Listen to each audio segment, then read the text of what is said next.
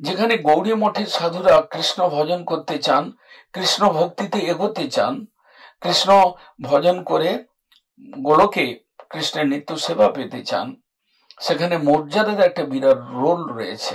তাই আমাদেরকে রামচন্দ্র প্রভুর কৃপা দরকার।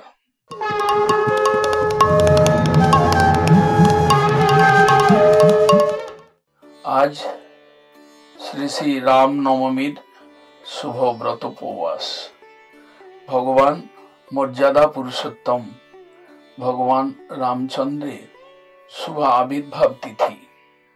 যিনি ত্রেতাতে মর্যাদাকে স্থাপন করবার জন্য অবতীর্ণ হয়েছিলেন, সেই ভগবান রামচন্দ্রের উপাসনা আমরা করি না। আমরা যারা গৌড়ীয় মঠের আমরা সাধক, আমরা কৃষ্ণের উপাসনা করি। আমাদের আরাধ্য বস্তু আরাধ্য ভগবান ব্রজেই সতনয়। আমরা বৃন্দাবন চন্দ্র, আমরা গোকুল চন্দ্র, আমরা নন্দনন্দন, আমরা যশোদানন্দনের উপাসনা করি।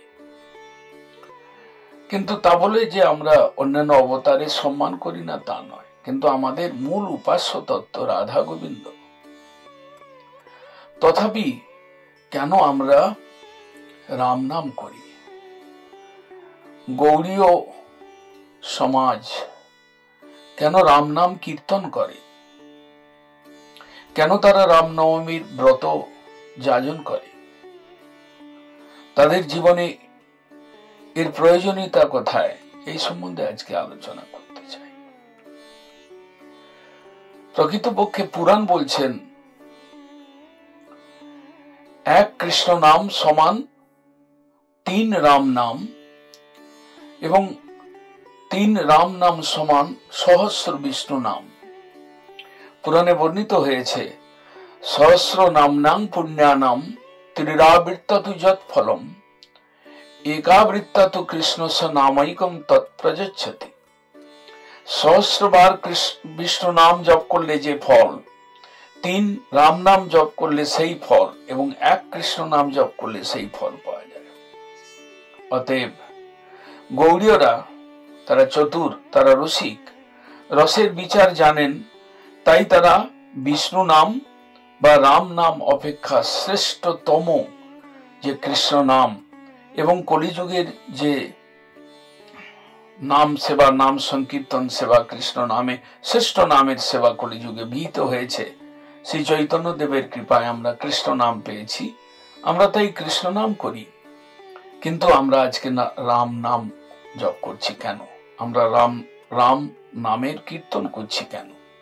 গৌড়ীয়রা তারা তাদের বিচার, সূক্ষ্ম বিচার এবং রসগত বিচার এবং পরমতম পর্যায়ের বিচার, গৌড়ীয় মঠের বিচার শ্রী চৈতন্য দেবের কৃপায় আমরা পেয়েছি।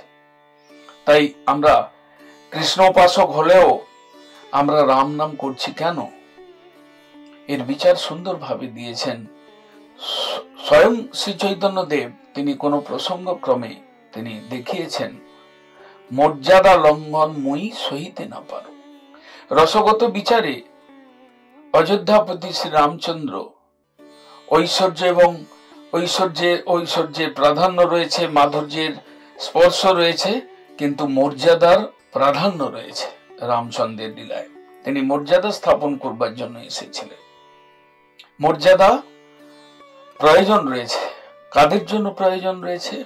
যারা সিদ্ধ কৃষ্ণ ভক্ত, তাদের প্রয়োজন না থাকতে পারে, কিন্তু যারা কৃষ্ণ ভজন করবেন, যারা ভক্তি করছেন, যাদের মধ্যে অনর্থ রয়েছে, যারা সংসার বদ্ধ জীব, যারা সংসারের বদ্ধ দশার থেকে যারা ভাগ্যক্রমে কৃষ্ণ ভজন শুরু করেছেন, তাদের জন্য মর্যাদা পালন একটা বিশেষ দিক। মর্যাদা রক্ষণ না করতে পারলে ভজন করতেই পারবেন না। রামচন্দ্র সেই মর্যাদার স্থাপন করেছিলেন ত্রেতা যুগে এসে, কারণ সেই সময় মর্যাদার হানি প্রবল আকার ধারণ করেছিল। তাই মর্যাদা পালনকে লক্ষ্য করে তিনি এসেছিলেন। রামচন্দ্র প্রভু। আমরা মহাপ্রভু বলছেন আমাদের মর্যাদা লঙ্ঘন মই সইতে না পারো।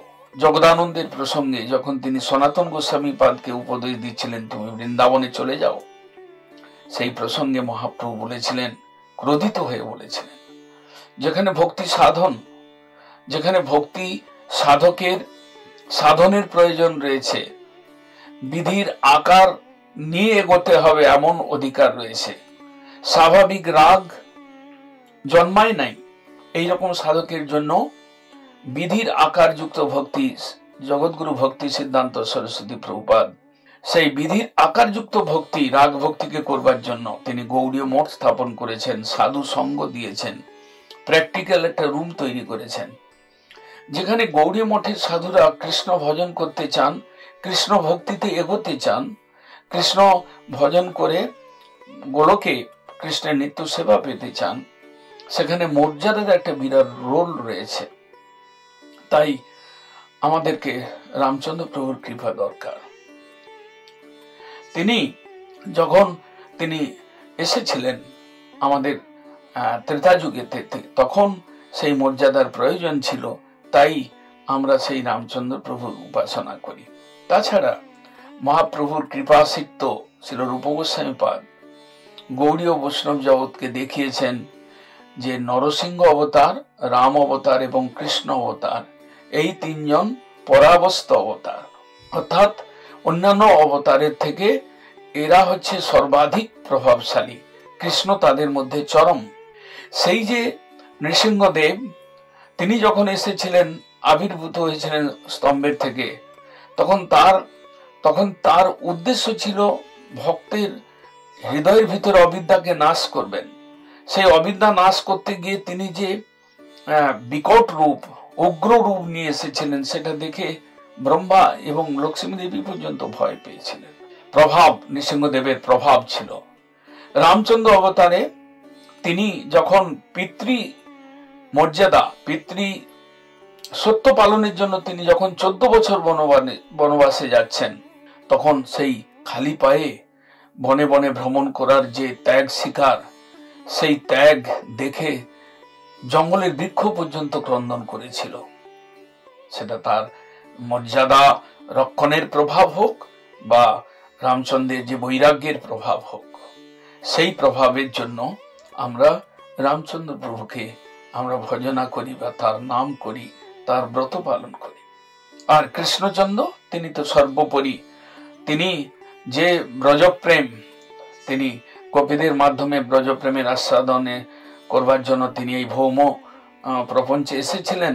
সেই সময় তিনি বৃক্ষলতা, ব্রজের বৃক্ষলতাকে পর্যন্ত প্রেমদান করেছেন। এটা তার প্রভাব, এটা তার দয়া, এটা করুণা।